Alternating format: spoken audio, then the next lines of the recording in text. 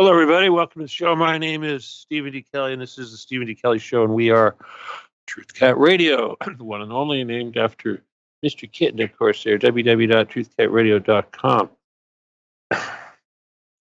Welcome to the show. I was going to probably title this thing something along the lines of Great Disillusionment. Obviously what I'm referring to is, well, the big events that have taken place this week, of course, which is the inauguration and all the flurry of activities since then. Wow, huh? I know it's very consuming. Uh-oh, hang on, front door's open. How'd that happen? A lot has happened with the inauguration. Of course, Donald Trump hit the ground running, and it's been quite a week. I really do need to. I've been obviously trying to ignore a lot of this stuff because it's like what did I see today? A video of some Israeli person throwing a cat off of a balcony out to the abyss, and I'm like, oh, that's a nice thing to really make me feel lots of compassion here. But suffice it to say, again, ultimately, it's all about the mission. And right now, we're in a period where, because of the euphoria of the new administration, it's kind of difficult for us. It's difficult for me. It's not an easy time to be me because the little transition, the vague possibilities of Trump coming in, and the passing evils of the Biden administration, and the tenuous ghost of Gordon Getty somewhere in the background. Well, now we've entered into a period, a so-called golden period, if you'd listen to Elon Musk or Donald Trump, when everything's on the table. Now, I guess not the least of which would be Trump coming out and saying, since the inauguration, this is all happening so fast, that he is not a Christian after all this time. He couldn't say that during the campaign. He couldn't say that during the last campaign, but he's finally said it this time. He didn't put his hand on the Bible, and all kinds of people have said all kinds of crazy stuff about how that had something to do with the American corporation being defunct and all this nonsense. And constitutionally, he wasn't taking an oath to the proper thing, and he was actually still president, and all this bullshit. The bottom line is he has contempt for the Bible, and I'm not saying that this is something that's right or wrong, but the bottom line is he doesn't care. He has no need anymore to pander to the Christians. What are they going to do? Impeach him? Ridiculous. He doesn't care. So he didn't come out and say that he is a Bod Lubavitch. No, he did not come out and say that. But he doesn't need to. We already know. But take it from there. Actions speak louder than words. Now, I had a interview this morning, relatively early. I got up. What was it? 9 a.m. was the interview. It was with the guy who's in Georgia. Let's see. Pull up his name here real quick. He's actually at Revolution Radio, Victor Hugo, and he wanted me to come on his show on Revolution Radio. I said, "Dude, I'm banned. They're not going to let it happen. No way." He says, "Well, if it doesn't happen, then we'll just record it and play it somewhere else and what have you." But anyway, he went and tried. Now, as I was sitting there waiting, patiently for him to show up and invite me into the Skype room or whatever you want to call it, as soon as it happened, as soon as he connected me to the server, my computer died. Just boom, just like it's been doing. If you're listening to me right now and the computer you don't hear anything and there's dead air, I'll probably put some music on, but that's another computer. That's the server. The computer that I'm using to connect to the server has this funny habit now of just dying the most inopportune times. It says, "We've run into a problem. We need to reboot." Don't worry. It's Microsoft. I blame that on Vern Pearson, of course, but that's when it really started. Him and his Central California hackers. Hi, all of you new people that just showed up. You guys, you want to hear a funny story? I know I'm going off on a tangent here. I was talking about my interview, what happened this morning. I was censored. Let me just say this: computer shut off before I could even start talking, and it reminded me of the old days when I would be on Press TV or Russia Today, and they'd say, "And here's Stephen Kelly," and before I could open my mouth, click, off would go my Skype. Off would go. But now it's not even the Skype. It's they gotten around that. Now they just turn off the computer, whole damn thing, and it's like, oh no, we got to reboot. It takes roughly 10 to 15 minutes to reboot, to reload the Skype, and all this nonsense. Pretty bad. Really bad. Of course, this is my most powerful computer. This is a i7. Everything else is below that, but doesn't make a whole lot of sense. Can't blame it on Telegram. Anyway, well, I go into this interview and we finally get started. Here it goes like, he says, hey, having some trouble hooking up to the server. Every time I hook up, it hangs up. I go, really? Who's your producer? I said, maybe you better communicate with your producer and let them know what you're doing, so you're, it's not a mystery what's happening. Anyway, his producer showed up eventually, and his producer was this guy named a mad painter.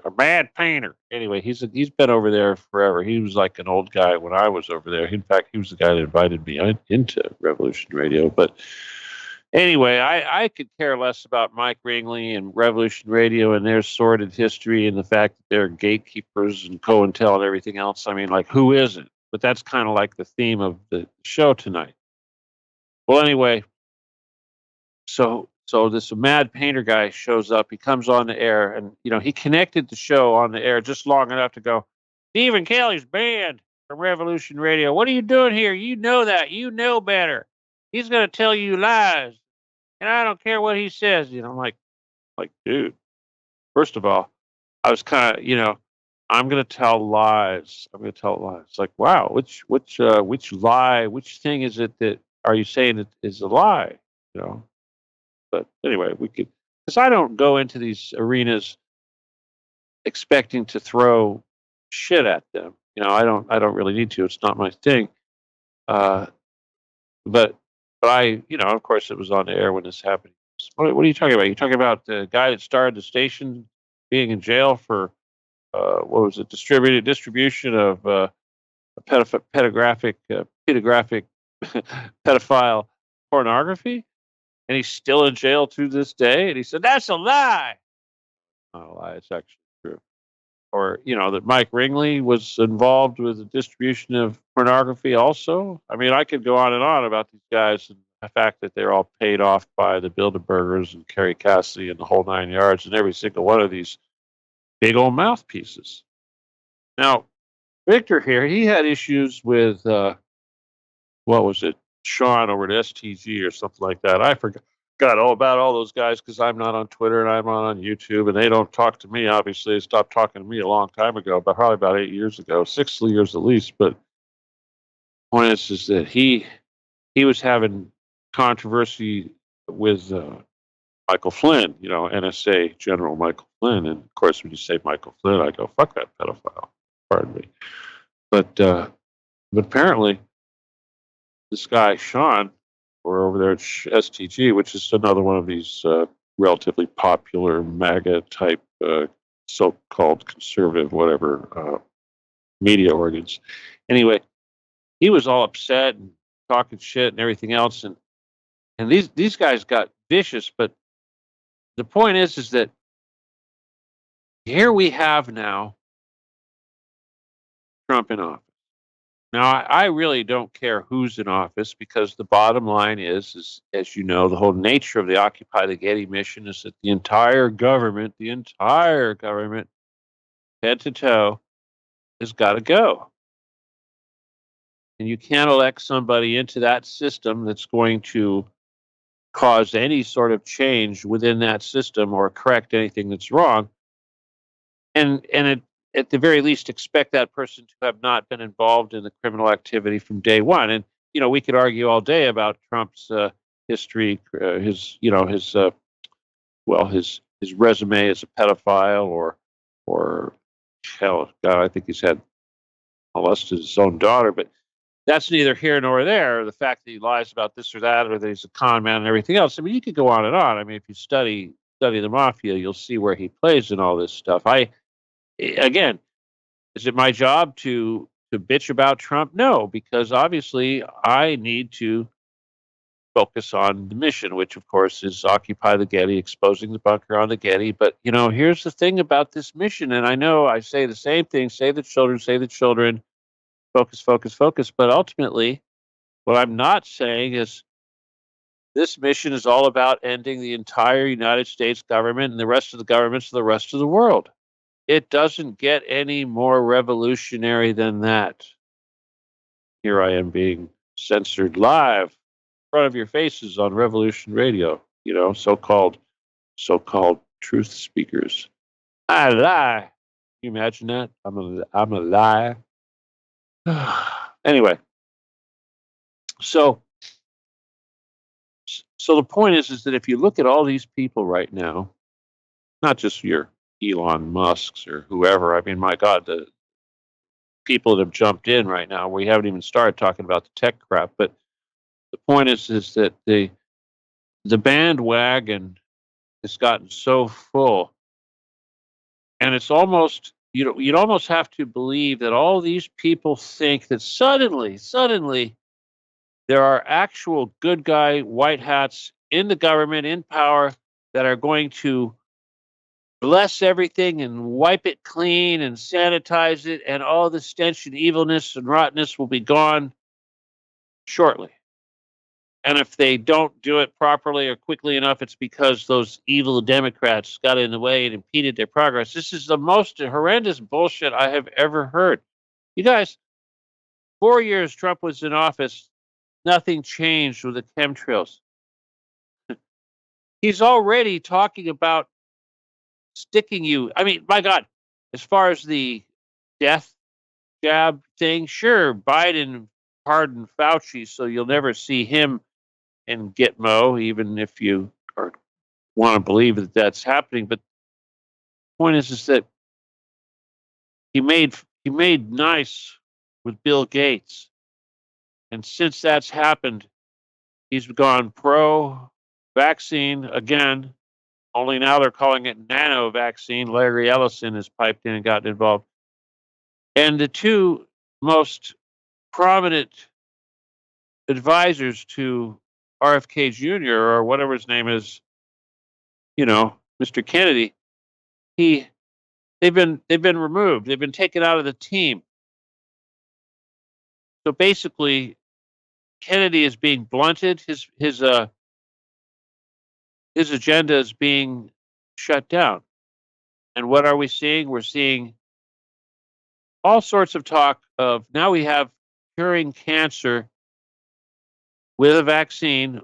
And the good part, of course, is that by becoming an AI superpower, as if we weren't already, that somehow we would use this AI to create this novel vaccine that everybody will take to make cancer obsolete. Absolutely fucking insane. It's kind of like Elon Musk thinking that he's going to go to Mars within the next 4 years. Maybe he will, but it's absolutely insane. So I just don't know. I'm really not sure how to proceed because, sure, I like the fact that we hit 8,000 people with the fires right before the inauguration. We hit about a little over 8,000 people in the group, the Telegram group. And then out comes the Trump bashing, not necessarily for myself, but other people. And, what happens? We're labeled, we're nuts. People, seriously. Trump took office. I have not gotten a phone call from him or any of his people. Don't tell me he doesn't know anything about our mission. None of these people have said anything about anything. No one Trump and no one in his team has mentioned anything about bunkers, has mentioned anything about kidnapped children being held in bunkers. That has dropped off the radar completely. Sure, it's all about illegal aliens and accounting for children that came in under Biden and this sort of thing. But as far as exposing any more light on something like the Getty, I mean, think about it. P. Diddy, Allie Carter, Playboy Mansion, all the stuff that's come out, the fires, all the talk, where is it now? The 15-minute cities. You know, we can't even talk about the 15-minute cities and the fires. There's more fires going on. Let's see. There's a fire in Casitas, Lake Casitas, I believe. Another LA fire, and now there's one in Orange County.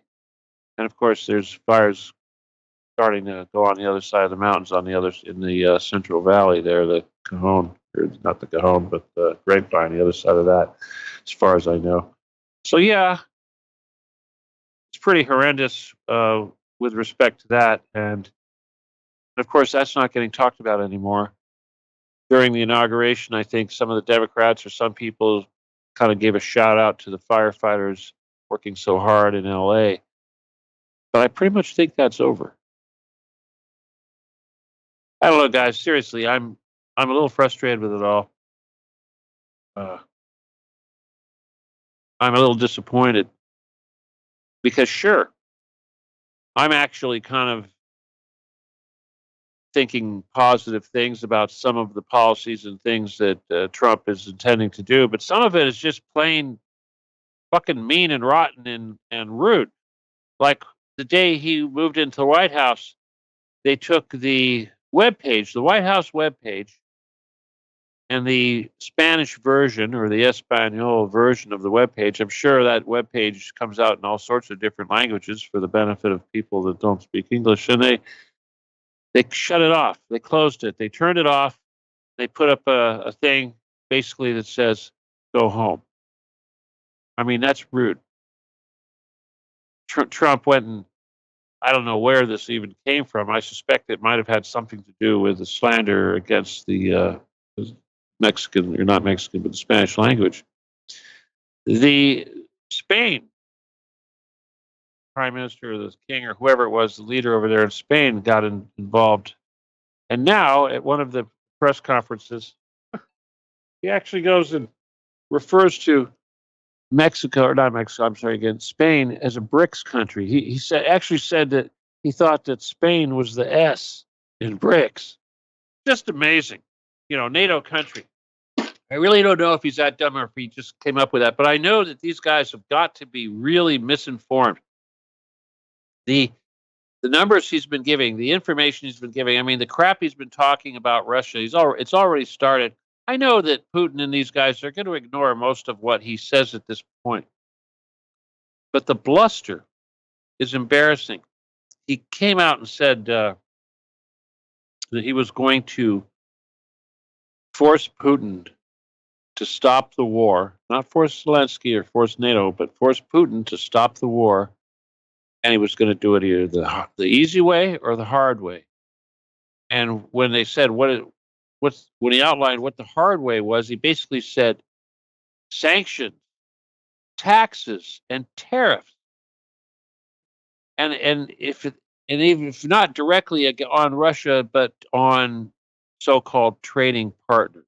Just insane. I mean, seriously, I believe he thinks that a sanction and a tariff or a tax is essentially the same thing. I don't think we have any sort of commerce anymore to speak of with Russia that he could add one of these taxes or tariffs or whatever it is he thinks he's going to do. I mean, Stolinaya vodka or Beluga caviar, maybe. You know, I guess Elon Musk is happy about this because, of course, the Russians used to be the main mode of transportation up to the space station. And, of course, how could that possibly be happening anymore? It's really kind of crazy. So would he put tariffs on sanctions and taxes on any kind of assistance that they give us in relation to space travel? Anyway, it's insane. I mean, let's see, what else did Trump say that was really ungodly stupid? Well, he said that if oil, here's one of the more stupid things he said about Ukraine, and everyone thought he had this grand plan to end the war rapidly, now that he's in office, the first thing he says is, well, if we had low oil prices, the war would end tomorrow.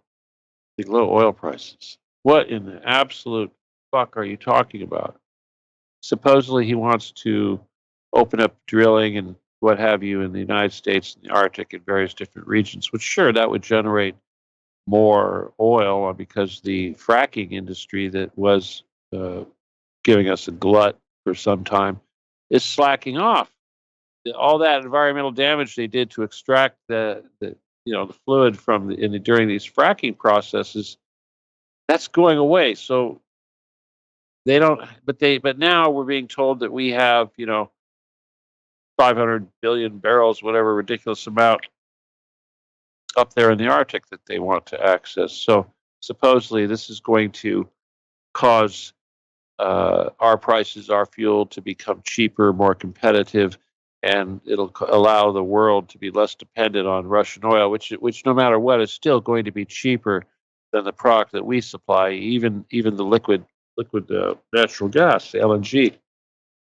Russian LNG would always be cheaper than the LNG that we're shipping over there, and yet Europe has basically cut its balls off by making itself dependent on very expensive fuel. So what happens? What does that mean?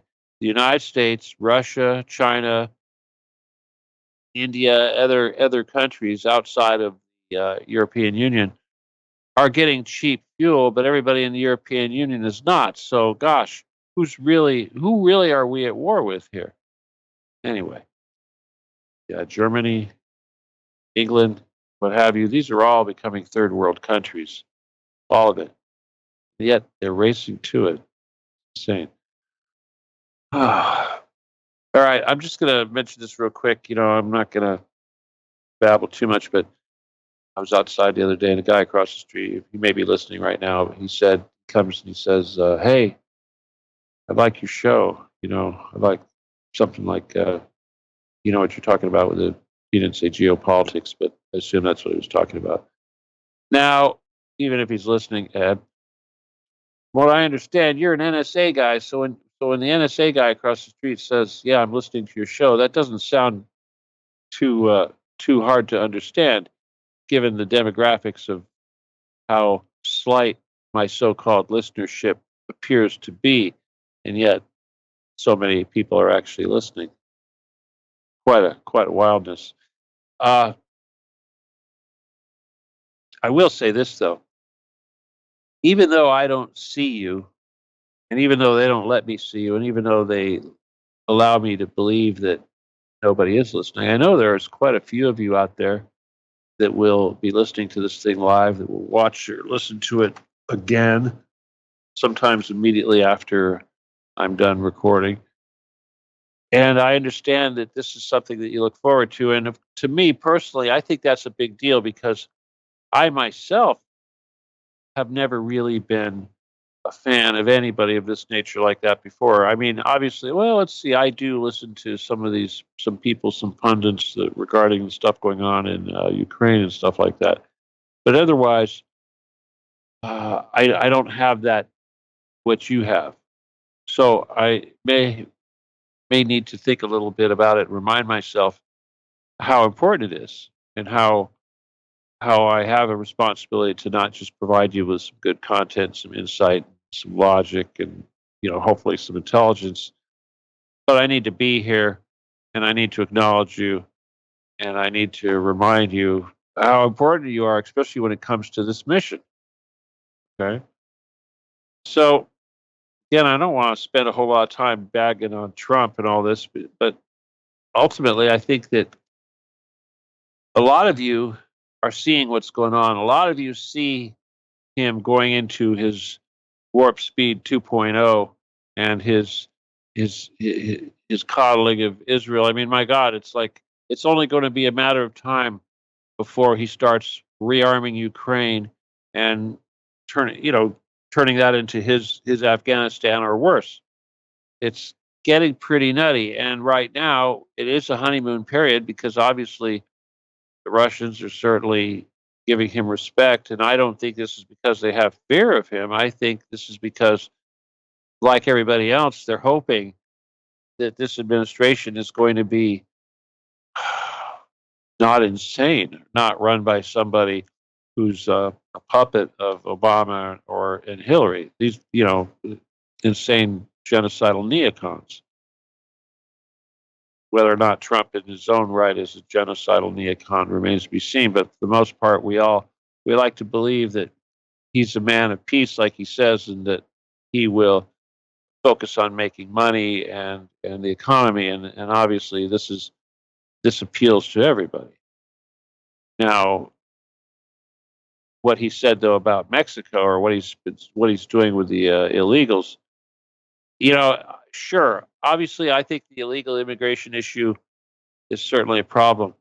But he also did one thing today that I do question, and that is the whole birthright. Being born here makes you a citizen, and he attacked that. Once you take an immigrant or somebody that's not a citizen but has a child born in the United States, once you make that person less than a citizen, the one that was born here, then suddenly the camel's nose is in the tent. It's only a tiny, tiny movement before the citizenship of anybody can be revoked based on this particular precedent. So this is not good, and it's just like allowing the Congress to censor and ban the free speech of the QAnon group because it was deemed right wing or whatever bullshit. And now nobody has free speech. It's the same thing. You take away the birthright citizenship of the children that are born to these immigrants, if they're illegal or otherwise, it's only a matter of time before they use that precedent to take it away from you. And I don't care how many generations you've been here in the United States. So this is how the enemy works. And yet, and this is the big issue here, and yet our entire truth industry, our so-called truth industry, alternative media, is cheering this on. They're going to love it. And all I can say is that eventually you guys are going to see the truth. Your denial is going to bite you in the ass, and you will go through that great denial. And I think what I'm going to do, just to kind of run the point home to you, is I'm going to go ahead and I'm going to read to you the passage from protocols that I'm talking about. I know I posted in the group a couple of times, but I'll just pull it up from we'll see it. Make sure this doesn't crash my computer. Should be pretty easy. Here we go. Now, bear in mind, this is the final verse or the final paragraph in the protocols of the learned elders of Zion. Okay, the final verse. Last words, last string of sentences. What did they say? Ever since that time, we have been leading the people from one disenchantment to another, so that in the end they should turn also from us in favor of that king despot of the blood of Zion, whom we are preparing for the world. Well, yeah, I've been saying disillusionment. I guess the word is disenchantment. Sounds more magical, doesn't it? Disenchantment. It's almost like it's a Disney word.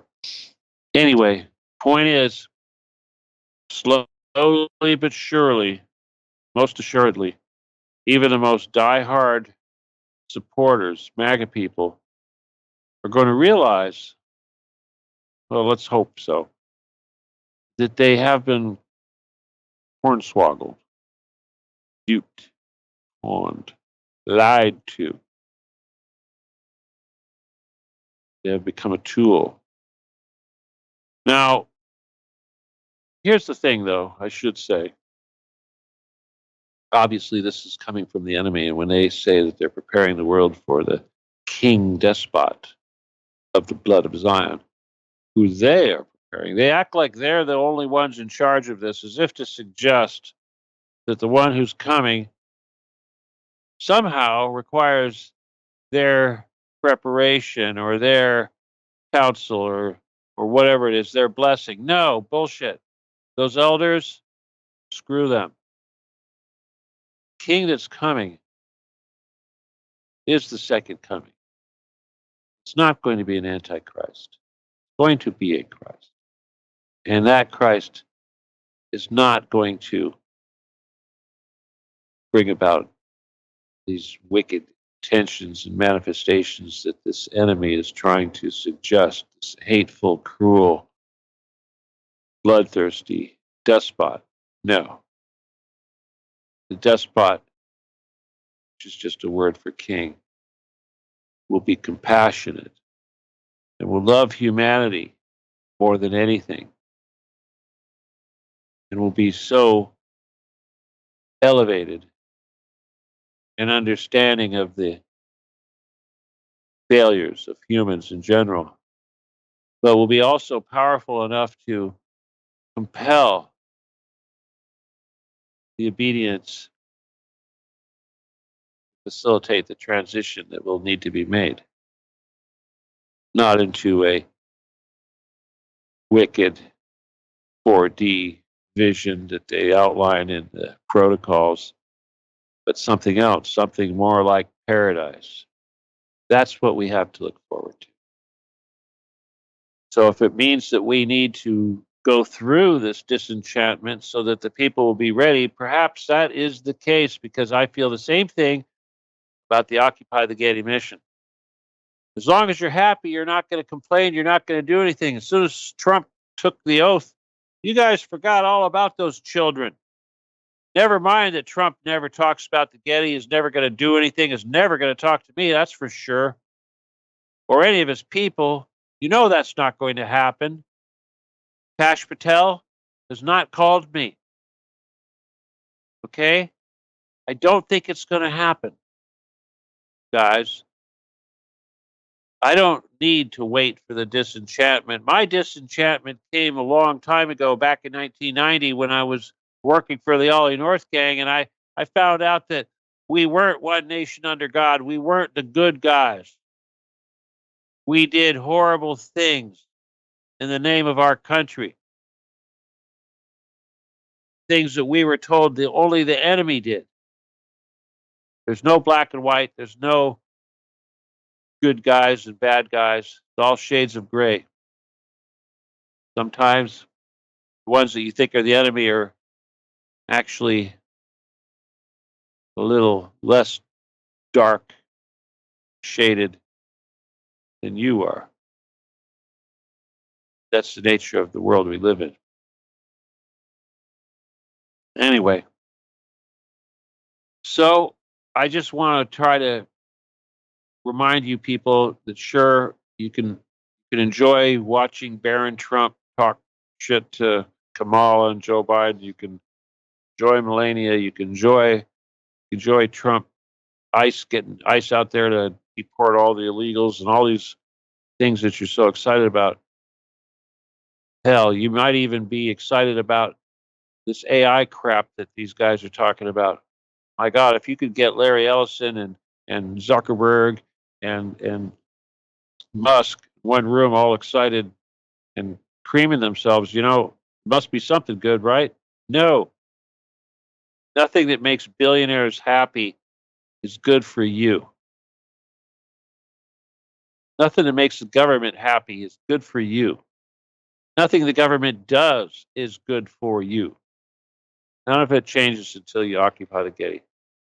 And if you have to go through a big disenchantment for that to happen, so be it. That'll be your trauma.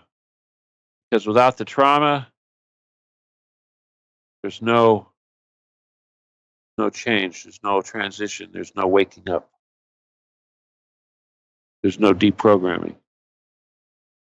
And unfortunately, the programming right now that's coming at us is very strong. And the people that are in charge of the gatekeepers of our misinformation, our so-called truth industry, they're coming out really strong right now. Alex Jones, all these guys. Shapiro's, Friedman. My God, people. Nobody talks about Israel. Nobody talks about the Khazars anymore. Now that Trump's in office, everybody forgot all about the Khazar mafia completely. Maybe it's because Donald Trump is, Khazar mafia. Well, you've all embraced it. So all we can do now, wait for you to go through that big disenchantment. When Trump breaks your heart, he does something he promised not to do. He's already starting, obviously, with the, vaccine talk. And hell, you're not a little concerned that he's getting chummy with Bill Gates? Not a little concerned about that? No, people. It's pretty bad. I don't care if he names the Gulf of Mexico the Gulf of America. It's not going to change the reality of what's going on here. Every day it's going to get a little more Orwellian. Just watch. No more LGBT. There's only two genders now, but it doesn't matter. Gas chambers only have two genders anyway. Okay, guys. All right. There's a goodly amount of you listening, and I'm done. But I know a lot of you will probably leave as soon as I say that. But I'm just gonna remind you, if you want to help me out economically, I don't say this when I'm doing my interviews, but of course, PayPal, Stephen Kelly 714 at yahoo.com. Jessica, if you're listening, you crazy girl. That's all I can say. Anyway, but thank you to everybody who does help out. I do appreciate it very much. And I hope that you guys continue to work through the crap and find ways to pierce this veil of ignorance that's going around right now. And you don't have to go out and attack Trump. I mean, you're not going to make any friends attacking Trump right now, but you got to remind these people that the children have not been rescued and there are no white hats. And we haven't heard anything from anybody, and it needs to be said. We need to be devil's advocate. We need to be asking why. Why is nobody talking about these children? Why has everybody forgotten about that? What about accountability for the NSA and the CIA and the dark projects and the undergrounds? Our community, this so called community that put Trump into office, used to talk about this a lot. Hell, the last week it was a big deal talking about tunnels. Now, no more. So I guess we got to wait for the honeymoon to be over, disenchantment to fall in and take place, and everybody start pissing. I mean, how can you even be friendly to the government? I don't care whose office, whose party is running it. It's still the government. It's still the enemy. How could you even be finding yourself on the side that is supporting the baby killers? Just because your guy's in office, you're going to forget that the NSA and the CIA kill babies. The Congress is full of Satanists. Senator Orrin Hatch, when he's talking about the bringing in Kash Patel, they're bitching about it because Kash Patel says that there's a cabal of Satanists who rule and control the government and that they're cannibalistic pedophiles. And that this was a horrible conspiracy theory. Where does that come from? It came from me. He blamed that on QAnon. How did QAnon start talking about that? I did. I took that over. Same people that got me off of Facebook, destroyed my QAnon group, are the same people that are pretending to be the heroes right now. That somehow everyone has decided to forget about and not hold accountable. You're so happy about Trump, Big Daddy's in the house, that you're going to forget all about the children. You're not going to say, hey, Trump, how about first order of business is we get to see the faces of all those children under the Getty because you're going to send troops down there or whatever, and you're going to make them bring them up. And don't tell us that they had to get shipped off to some planet because they're too hideous. like your people have been saying, your so-called truth people have been saying for the last 4 years. Anyway, we'll see where this goes. I think you can tell that I think I already know what's going to happen. So if you want to leave the group, shame on you. You want to wait 4 years, we'll see what we've got before you realize that this hero of yours is the enemy, just another face of the enemy. You want to hate me, you want to think that I'm crazy because I said that, well, that's on you. Okay? But don't ever pretend or think for a second that you care about the victims these very same people you defend are consuming, literally. Don't pretend that you care. Don't pretend that you're a good human and you care about the children that are being destroyed for satanic rituals. It's really I'm really over it. You should be very angry, and I don't care who won what office. If that anger isn't consistent and constant and raging, you're not a very good human. This crap doesn't take a holiday. We don't give so-called leader of the country a honeymoon, a grace period from the responsibility for these heinous crimes just because we're feeling jolly because he's there again. It's extremely wrong. All right, people. Once again, thank you for supporting me. Thank you for being here tonight. And I look forward to seeing you next week. And if you haven't joined the Telegram group, please do. Stephen D. Kelly. Occupied/Stephen D. Kelly. If you need to send me an email, law17gun@AOL.com. Need the book or anything, healing, whatever. And if you do need healing, please send your photo, tell me what it is, and give me your full name, last name too. Okay? Let's not just send me a photo and your first name. That's not quite good enough. I need a little bit more. All right. Anyway, thank you again for being here tonight. I'll see you in the group. I'll see you in the emails, and hopefully see you in the battlefield. Okay. All right. Again, my name is Stephen D. Kelly. Thank you for listening. We are the Stephen D. Kelly Show. We are TruthCat Radio, www.truthcatradio.com. Talk to you all soon. Good night.